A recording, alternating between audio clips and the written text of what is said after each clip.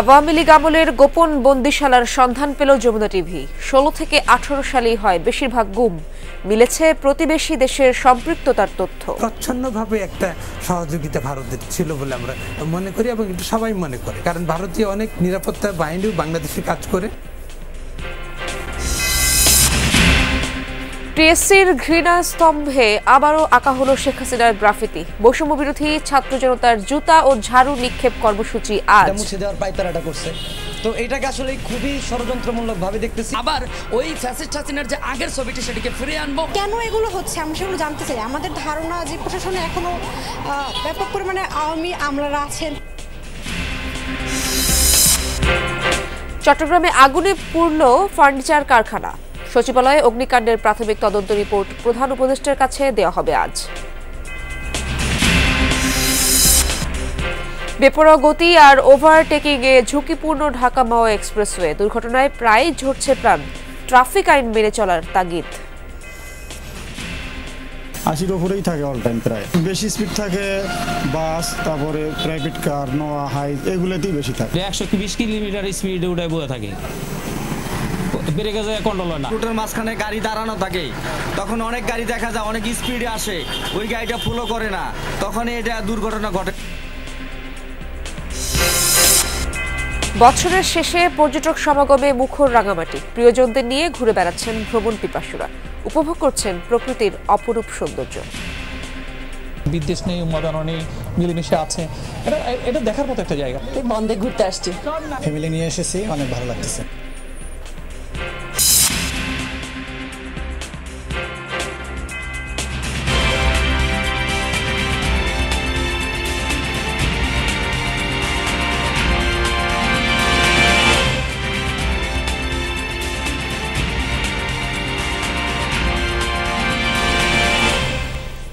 আমন্ত্রণ যমুনা নিউজে, আপনাদের সঙ্গে আছি আমি ইশরাত জাহান। এতক্ষণ শিরোনাম দেখছিলেন। রাজপথের রাজনৈতিক আন্দোলন স্তব্ধ করে দিতেই ঘটে বেশিরভাগ গুমের ঘটনা। সংবিধান রক্ষার অজুহাতে 2014 সালে একপাক্ষিক নির্বাচনে জিতলেও স্বস্তি ছিল না আওয়ামী লীগে। বলা হয়েছিল দ্রুত আরেকটি নির্বাচনের কথা। ওই দাবি ভুলিয়ে পরের দফা ক্ষমতা নিশ্চিতে 2016, 17 এবং 18 সালে ঘটানো হয় ইতিহাসের সবচেয়ে বেশি গুমের ঘটনা। নির্মাণ করা হয় গোপন বন্দিশালা। গুম কমিশনের অন্তর্বর্তী প্রতিবেদনের সূত্র ধরে একটি বন্দিশালার খোঁজও পেয়েছে যমুনা টেলিভিশন। তুলে নিয়ে নিখোঁজ করে দেওয়ার ঘটনায় মিলেছে প্রতিবেশী দেশের যোগ সাজসের অভিযোগ। লুৎফর রহমানের ক্যামেরায় আলামিন হক অহনের রিপোর্ট।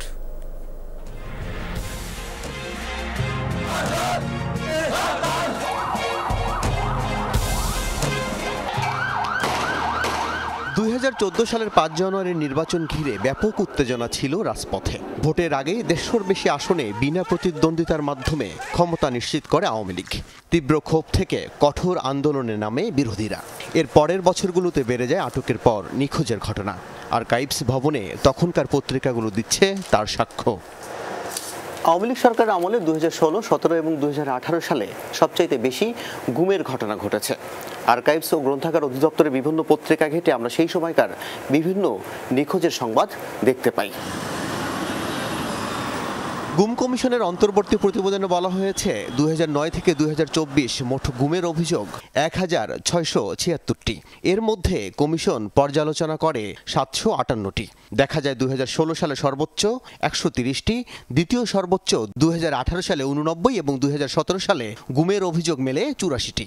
যখন অংশগ্রহণ নির্বাচনটা হলো না, তখন মানুষ কি করলো, লেখালেখি শুরু করলো, সভা সমাবেশ, আন্দোলন, ছোট ছোট আন্দোলন হলো।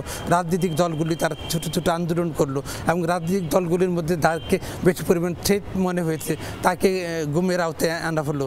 তারপরে সিভিল সোসাইটির যারা লেখালেখি করে এবং যারা বক্তৃতা বিবৃতি করে তাদের ক্ষেত্রে থ্রেট দেওয়া হলো। অনেক ক্ষেত্রে তাদেরকে রাস্তাঘাট থেকে, বাসাবাড়ি থেকে উঠিয়ে নেওয়া হলো। 2015 সালের জানুয়ারি থেকে কিন্তু আমরা দেখলাম পেট্রোল বোমা এটা কিন্তু 3 মাস ধরে চলেছিল এবং ওই সময়টাতে আপনি যে পরিসংখ্যান দিচ্ছেন তাতে করে গুমের ঘটনাগুলো ওই সময়কার, তো তার সাথে একটা যোগসূত্র থাকলেও থাকতে পারে। এই মানবাধিকার লঙ্ঘন কোনোভাবেই এটাকে অনুমোদন করা উচিত না। পরের 2 বছর অর্থাৎ 2017 এবং 2018 সালে এত গুমের ঘটনা কেন ঘটল? বিশ্লেষকরা বলছেন 18 সালে তৃতীয় মেয়াদে ক্ষমতা নিশ্চিত করতে টার্গেট করা হয় অনেককে। নির্বাচনটা কিভাবে হবে সেটা কিন্তু গভর্নমেন্টের একটা স্পেশাল মেকানিজম ছিল। কমিশন মনে করে রাজনৈতিক কারণেই ঘটেছে বেশিরভাগ গুমের ঘটনা। ক্ষমতা ধরে রাখতে বানানো হয় গোপন বন্দিশালা। তেমন একটি বন্দিশালার পাশে আমরা, এই লাল ইটের দেয়াল অসংখ্য আর্তনাদের সাক্ষী। অধিকাংশ বন্দিশালায় গুঁড়িয়ে ফেলা হয়েছে, তবে এই দেয়ালের পাশে যেসব কক্ষ রয়েছে সেগুলো এখন পর্যন্ত অরক্ষিত। ধারণা করা হচ্ছে 2018 সালের আগে কোনো এক সময়ে এই বন্দিশালা নির্মাণ করেছিল শেখ হাসিনা সরকার। বিভিন্ন সূত্র বলছে এই বন্দিশালায় যাওয়া আসা ছিল বরখাস্ত মেজর জেনারেল জিয়াউল আহসানের।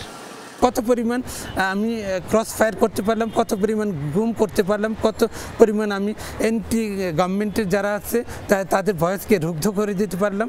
তারা কি পরিমাণ অর্থনৈতিক প্রণোদনা পায়, এটা তাদের বেতন কাঠামোর বাইরেও তারা যে সুযোগ সুবিধাগুলি ভোগ করে সেটা হচ্ছে একবার সর্বোচ্চ পর্যায় পর্যন্ত।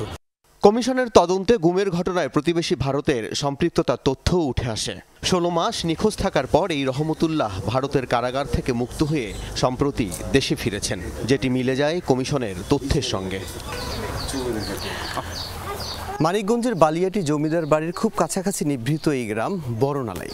2023 সালের 29শে আগস্ট আইন শৃঙ্খলা বাহিনীর বেশ কিছু সদস্য আসেন।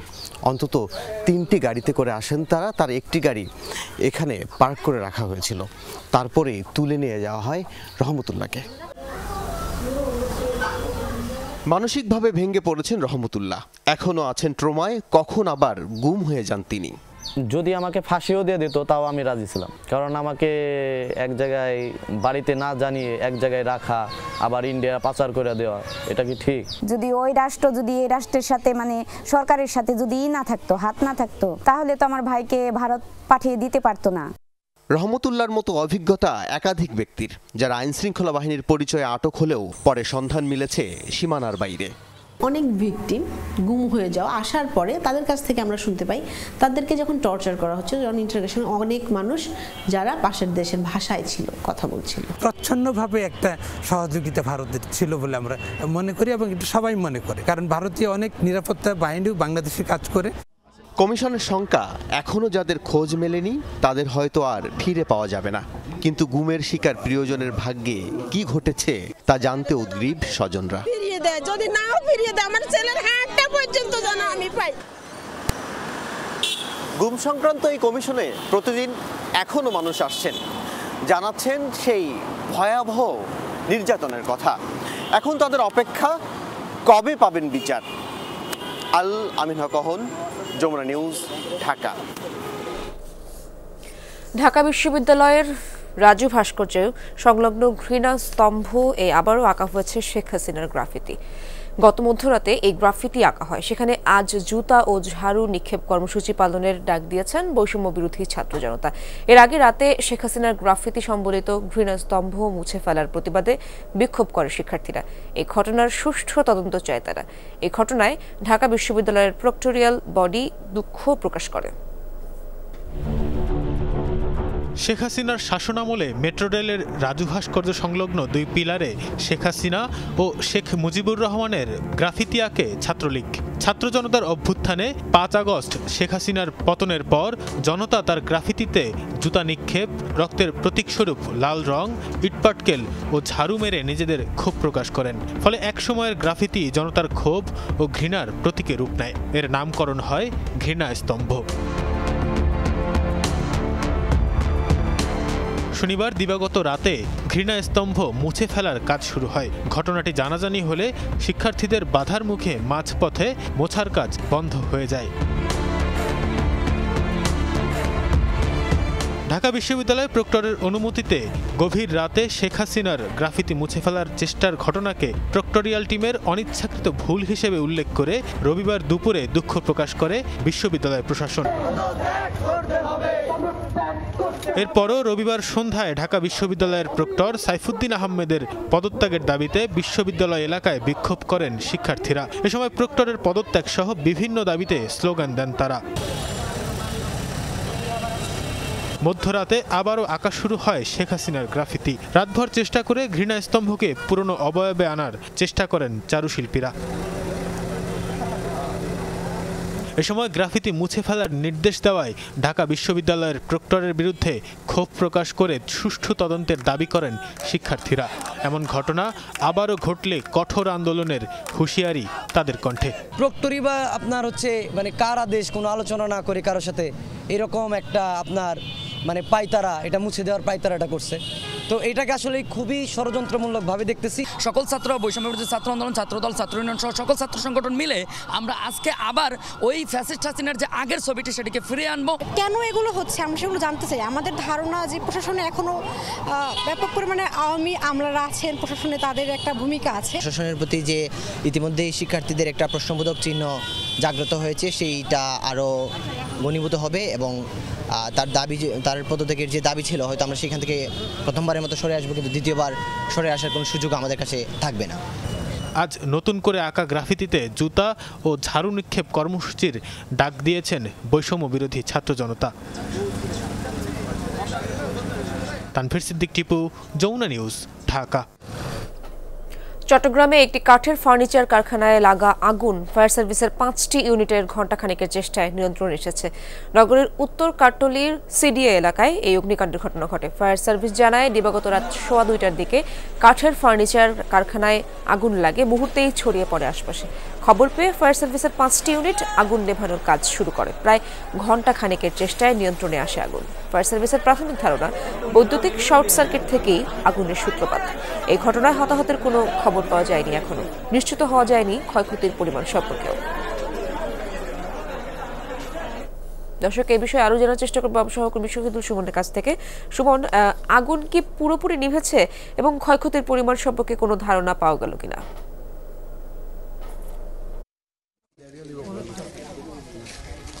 ইশরাত, 1 ঘন্টা 10 মিনিটের মধ্যে আসলে ফায়ার সার্ভিসের যে দাবি তারা আগুন নিয়ন্ত্রণে এনেছেন, তবে নির্বাপনের কাজ শেষ করতে ফায়ার সার্ভিসে আরো 3 থেকে 4 ঘন্টা সময় লেগেছে, অর্থাৎ 5 ঘন্টায় তারা যে আগুন সেটি পুরোপুরি নির্বাপন করতে পেরেছেন। ভোরেই ফায়ার সার্ভিসের 5টি ইউনিট আগুন একেবারে পুরোপুরি নির্বাপন করে ঘটনাস্থল ত্যাগ করেছেন। আমরা প্রত্যক্ষদর্শী এখানকার স্থানীয় যারা রয়েছেন তাদের সাথে কথা বলেছিলাম, তারা আসলে জানিয়েছেন 2টো নাগাদ আসলে মূলত এখানে যেই সিডি আবাসিক রয়েছে কাট্টলী, এখানের একটি ফার্নিচারের কারখানায় মূলত আগুনের সূত্রপাত এবং এই কারখানাটির পাশে আরো কয়েকটি কারখানা ছিলেন, দোকান ছিলেন, সেই 2টি দোকানও পুড়ে গেছে। মূলত 3টি দোকান অর্থাৎ প্রতিষ্ঠান এখানে ক্ষতিগ্রস্ত হচ্ছে। পাশে আরো কয়েকটি আবাসিক ভবন রয়েছে, যেহেতু ফার্নিচারের দোকান সেখানে নানা ধরনের কেমিক্যাল এবং যে কাঠ জাতীয় পদার্থ রয়েছে সেইগুলোর কারণে আগুনের যেই তীব্রতা সেটি আশেপাশের যেই আবাসিক ভবন ছিল সেখানেও ক্ষতিগ্রস্ত করেছে। আমরা স্থানীয়দের সাথে কথা বলেছিলাম, তারা আসলে বলছে যে সেই আবাসিক ভবনের যারা বাসিন্দারা ছিলেন তারা অনেকটা আতঙ্কিত হয়ে পড়েছেন, যেহেতু আগুনের যে তীব্রতা সেটি আসলে আমরা যদি একটু দেখানোর চেষ্টা করি পাশের যে আবাসিক ভবনে সেটির যেই অবস্থা সেটি একেবারে পুরে অনেকটা ক্ষতিগ্রস্ত হয়েছেন। যারা আবাসিকের ভবন মালিকরা রয়েছেন তারা আসলে বলছেন যে এই যে কারখানাগুলোতে আসলে কেমিক্যালের ব্যবহার হয়ে থাকে, যার কারণে আগুন এতটা তীব্র হয়েছে এবং তারা দীর্ঘ সময় আসলে এই যে কেমিক্যালের বিরুদ্ধে অভিযোগ প্রদান করেছে না সংশ্লিষ্টদের, কিন্তু কোনো ধরনের পদক্ষেপ কিংবা কোনো সেই তৎপরতায় আসলে কোনো কাজ না আসায় এই যে ঘটনা সেটির কথাই বলছেন।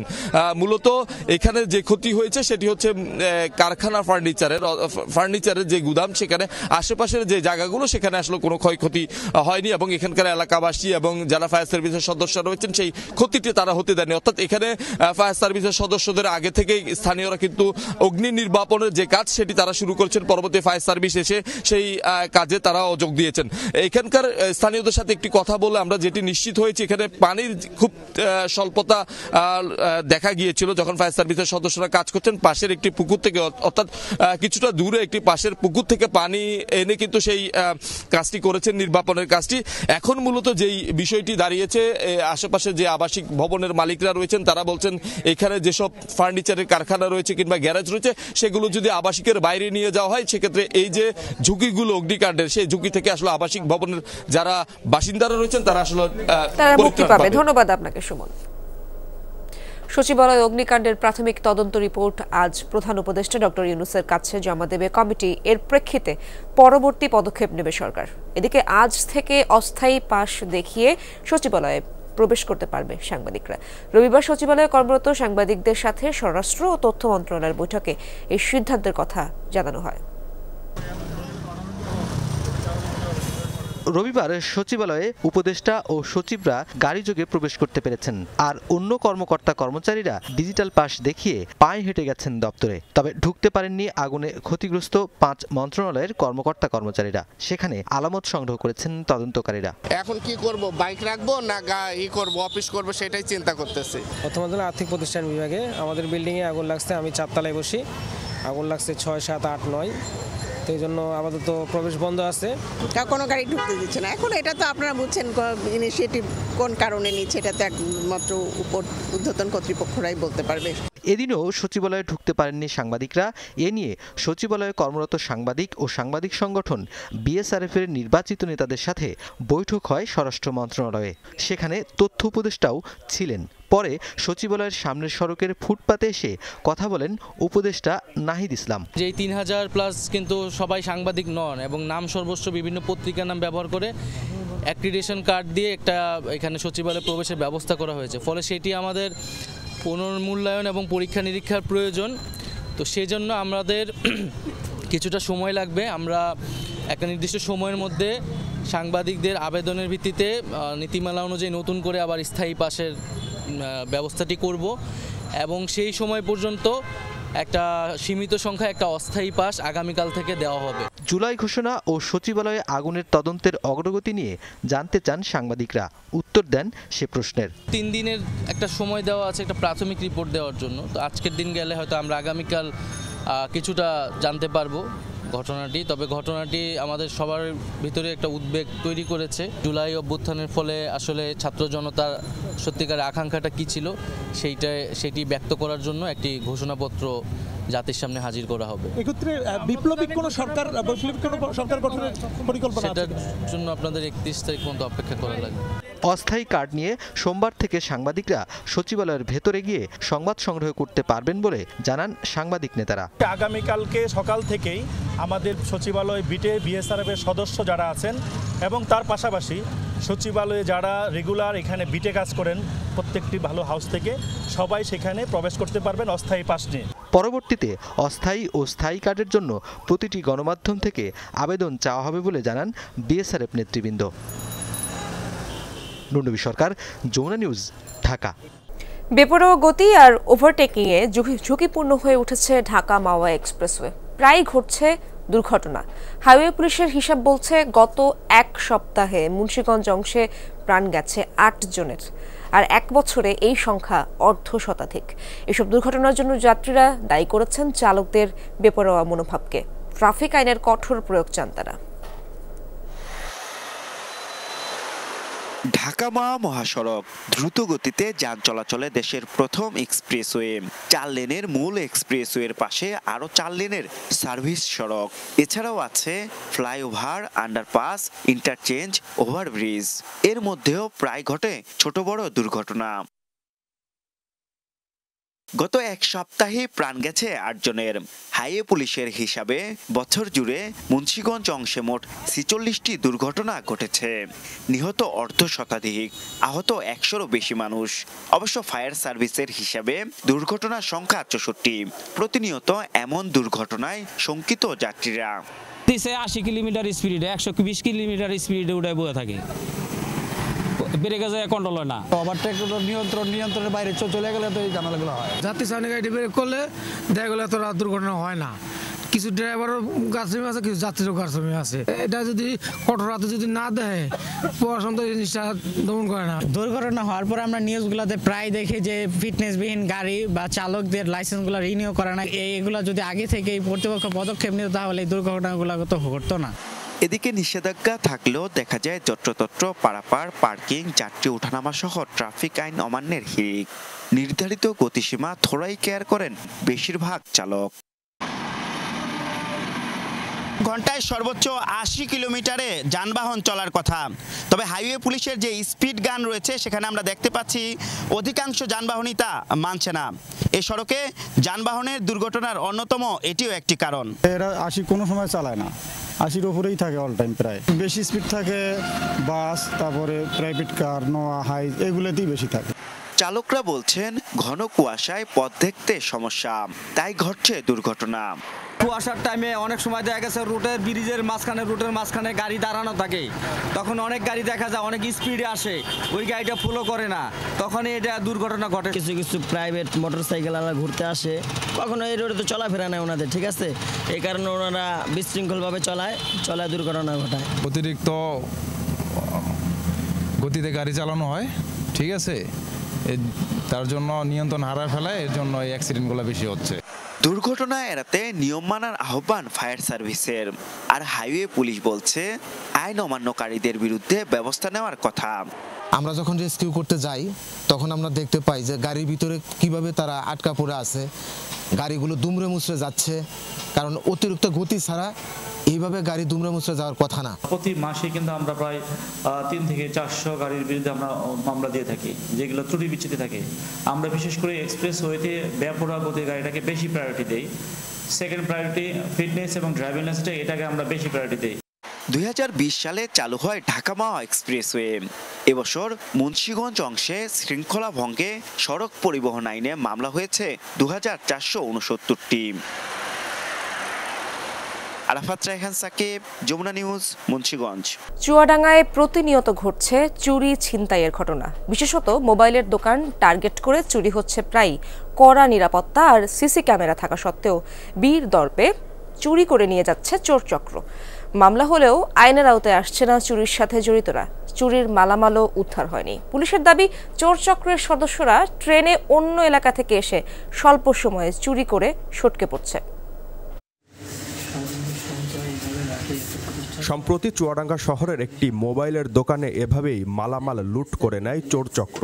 দিনের আলোয় সকাল 6:45টার দিকে এমন দুঃসাহসিক চুরির ঘটনায় হতবাক স্থানীয়রা। প্রথমে দোকানের তালা কেটে চুরি, পরে আবার নতুন তালা লাগিয়ে সটকে পড়ে চোর চক্র।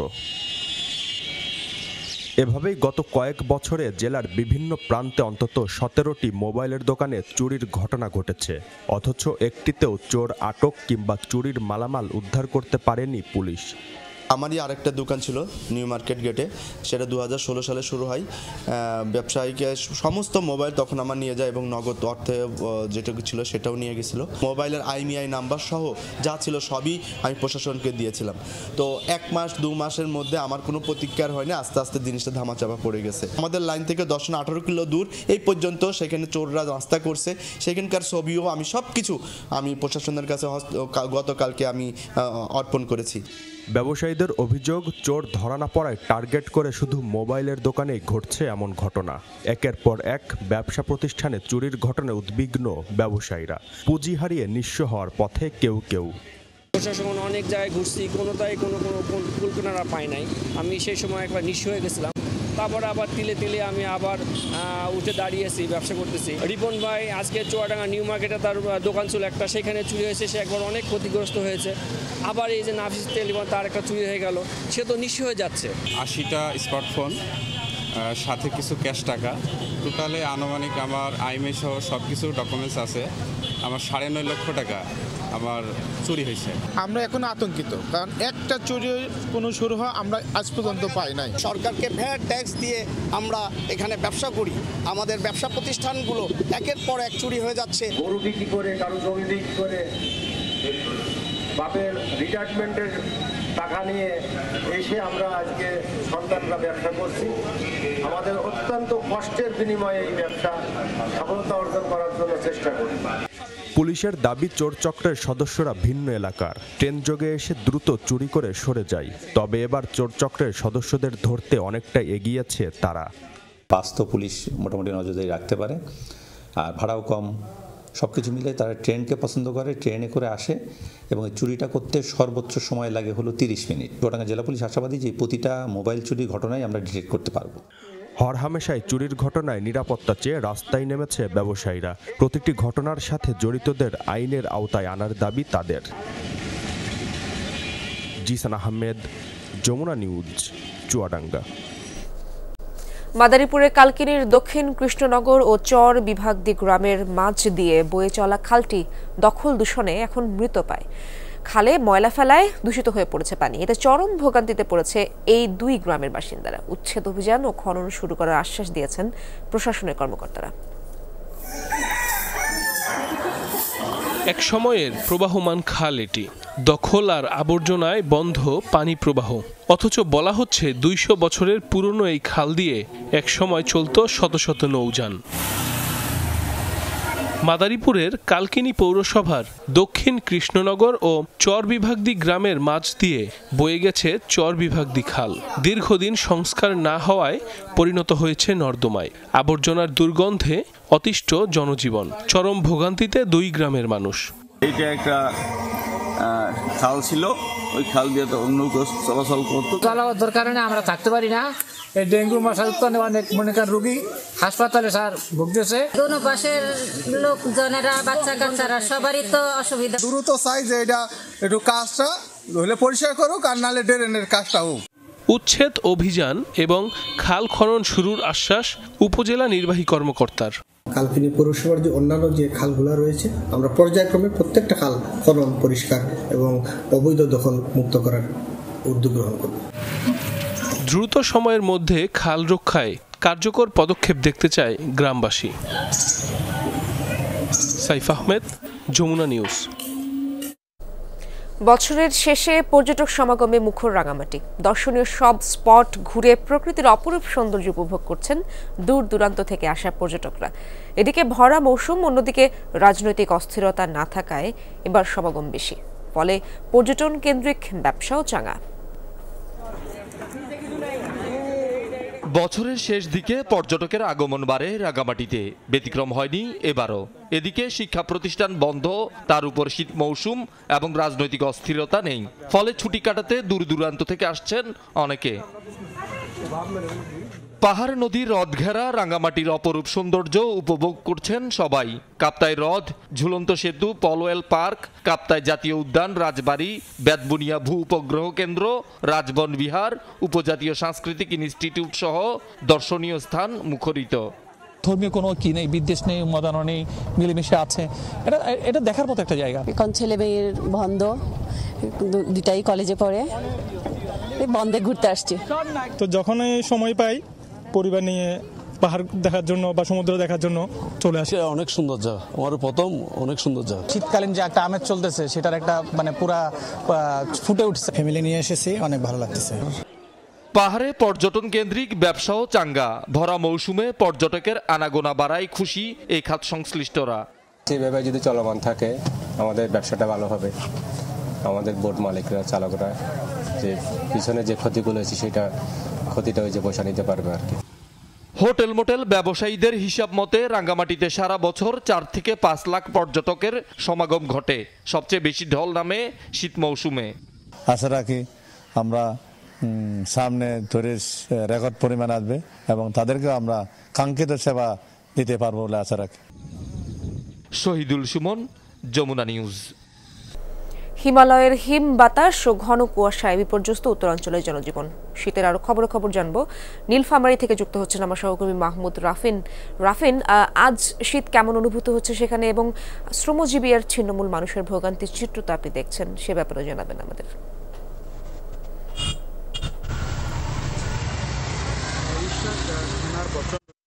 বর্ষায় জনশীত, অর্থাৎ যেই বছরে বর্ষা কম হয় সেই বছরে কিন্তু শীত বেশি হয়, কিন্তু আমরা বাস্তবতা কিন্তু এমনটা দেখছি না।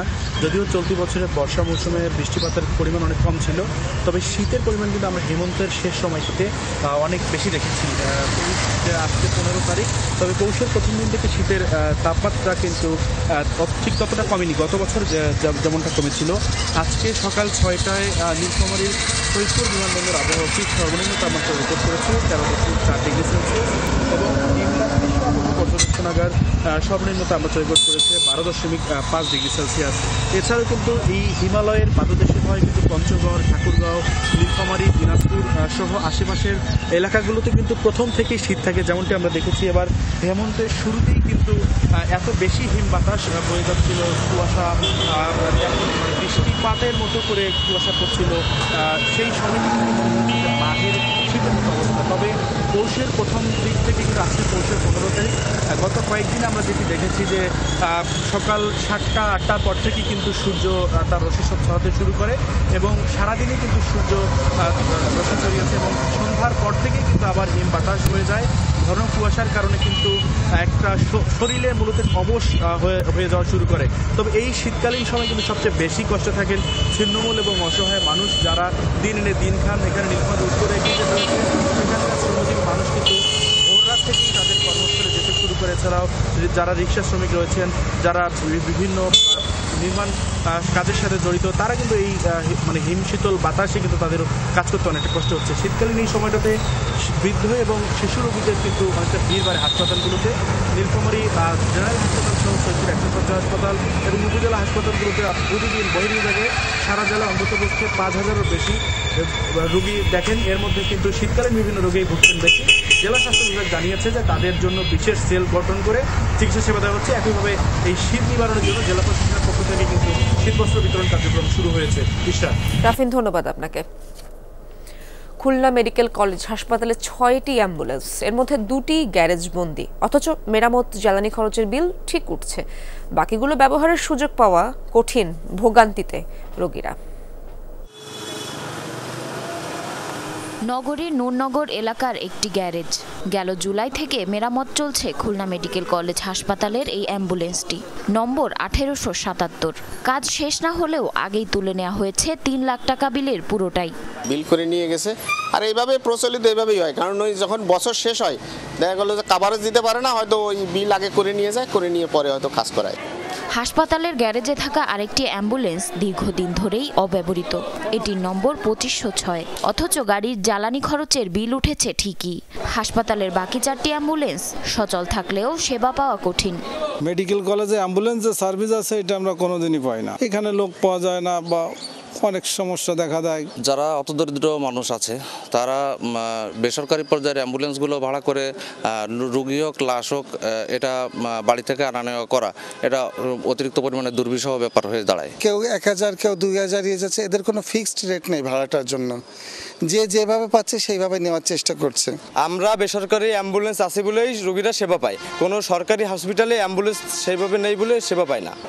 হাসপাতালের ভেতরে একটি কক্ষ অ্যাম্বুলেন্স চালকদের জন্য বরাদ্দ। ভর দুপুরে সেখানে গিয়ে পাওয়া গেল না কাউকে, তালাবদ্ধ রুম। বিষয়টি জানতে পরিচালকের কক্ষে যমুনা টেলিভিশন। তিনি তলব করলেন চালকদের। যেহেতু সরকারি কাজে যাবে ওই গাড়িটা অচল হয়ে গেছে, আর মেরামতের জন্য ঢাকাতে কথা বলছে, যশোরে কথা বলছে, স্যার কোনো জায়গায় ইঞ্জিনের এত পরিমাণ রেট, তো আমাদের যে বরাদ্দ না থাকায় উনি কাজগুলো করতে পারছিলেন না।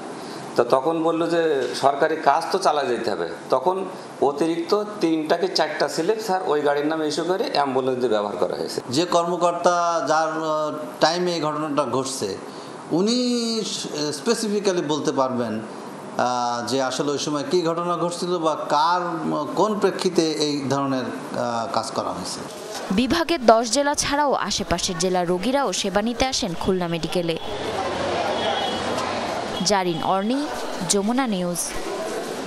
ঝিনাইদহে বাণিজ্যিকভাবে কুমড়া বড়ি তৈরি করা হচ্ছে, সরবরাহ করা হচ্ছে ঢাকা, চট্টগ্রাম সহ সারা দেশে। অনলাইনেও আসছে ক্রয় আদেশ, অর্থ পরিশোধ করা হচ্ছে ব্যাংকের মাধ্যমে, সময় মতো পাঠিয়ে দেওয়া হচ্ছে ব্যবসায়ীদের কাছে। কারখানায় কাজের সুযোগ পেয়েছেন স্থানীয়রা।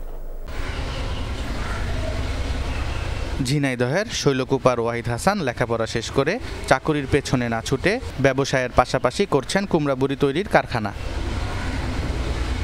কারখানায় কাজ করছেন 30 জন নারী পুরুষ। বাড়ির কাজের পাশাপাশি 3-4 ঘন্টা বড়ি তৈরি করে যা পারিশ্রমিক পায় তা দিয়ে ভালোই চলে তাদের সংসার। বড়ি তৈরি করে রোদে শুকিয়ে প্যাকেটে করে ঢাকা, খুলনা, চট্টগ্রাম, রাজশাহী সহ দেশের বিভিন্ন জেলায় সরবরাহ করা হচ্ছে। চাল কুমড়া, মাছ কালার ডাল এগুলা দিয়ে মেশিনে ফিসে আমরা বড়ি তৈরি করি। 4 বছর কাজ করছে এই জায়গা। বাড়িতে ডাল কুটে নিয়ে আসা হয়, নিয়ে এসে হানে ফানানো হয়। 8টায় আসি 12টায় যাই, দিন 100 টাকা করে হাজিরা দেয়, তাই আমাদের সংসারে পাশাপাশি চলে। সারা দেশ থেকে অনলাইনের মাধ্যমে অর্ডার নেন, সে অনুযায়ী যোগান দেওয়া হয়।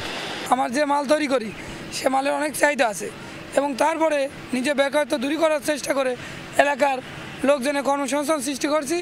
আমার এখানে প্রায় 30 থেকে 35 জন মহিলা কাজ করে এবং পুরুষ মানুষ আরও 4-5 জন কাজ করে।